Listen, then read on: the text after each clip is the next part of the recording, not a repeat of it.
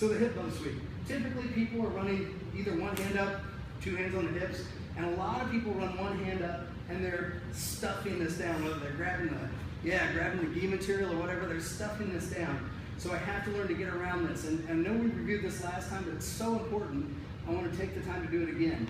I can't push up through him, and I'm still seeing people trying to set up through this hand. I have to, first of all, offset and then turn my hips.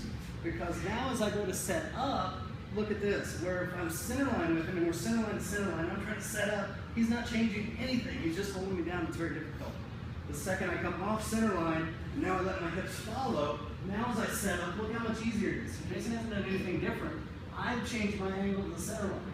And in Jiu-Jitsu, it is always easier for me to move than to make my opponent move, especially when they're bigger, stronger, more athletic. So the first thing that happens is I'm here, I'm changing my orientation to the center line, and then I'm letting my hips catch up. I set up, and my elbow, I let the momentum carry me to my elbow. The problem is from here, lots of people just stop here and then try and execute the hip bump sweep. And this is one of the critical errors we see made. People come up here to hip bump and they're like, oh, why can't I hip bump? You're never going to get the elevation you need on the hips. So as I reach over, I'm driving up onto my hand. This hand's going to come behind and check the tricep. My guard disengages. As my guard disengages, my opposite side foot will land on the mat, and that foot is going to elevate my hips. This is another critical error that gets made. People try and sweep from the hip bump here, low, and I have no leverage on his hips. I'm trying to turn a cylinder on his hips. I use this foot that's behind my sweep to take my hips and watch what happens.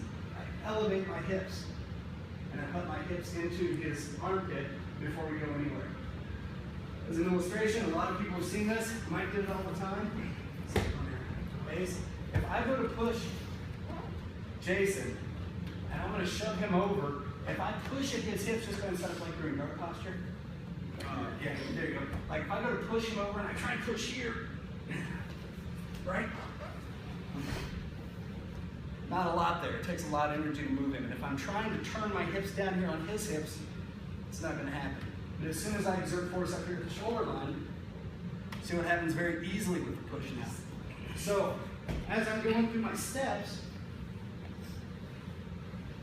and I'm getting to here, this foot hitting the mat, and see here is me pushing at his hips. When I lift my hip, now where am I pushing? Up at the shoulder girdle. This hand is going to check the elbow to prevent the hand from basing. If I fail to do this, he just bases out and lets the table in. This hand checks. I look in the direction that I want the sweep to go because that's going to activate my core and turn all of me. As soon as we land on top, I base back out and ready to work for mount. Quick technical detail as I'm turning. I thought this went without saying because it feels good. If I'm keeping my toes in the mat, what's going to happen when I elevate my hip and bump? I'm actually going to stress my ankle. I can injure my ankle. Make sure this bottom foot's checking low, and the bottom of my foot is angled to where he rolls overhead. Make sense?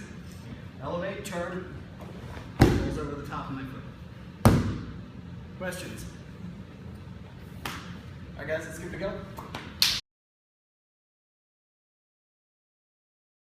The answer is, the short answer is it doesn't really matter because I can execute the same kind of maneuver this way. However, when I start looking at Jiu-Jitsu in light of chains and being able to attack multiple things from the same position, if I go to the inside and turn, I'm still kind of fighting him center line to center line. So even if things start to fall apart here, I've got one attack that I can go to center line, and that's about it. And I'm still fighting everything that he's got in here as well. Versus, if I cut my ankle and my hips to go to the outside, and now everything kind of falls apart, I've already started to isolate this arm. So now, as I continue to follow through and attack different things, I'm on the outside of this arm, and I have more fluid attacks from the same position. For the those of you that train in different martial arts, the Muay Thai guys even, BTK guys, if I had my choice between attacking at the center line versus attacking off the flank, where do I attack from? Off the flank, always. It's the same in Jiu-Jitsu. So, does it matter? The short answer is no. You can go either way. However, I gain more by going to the outside.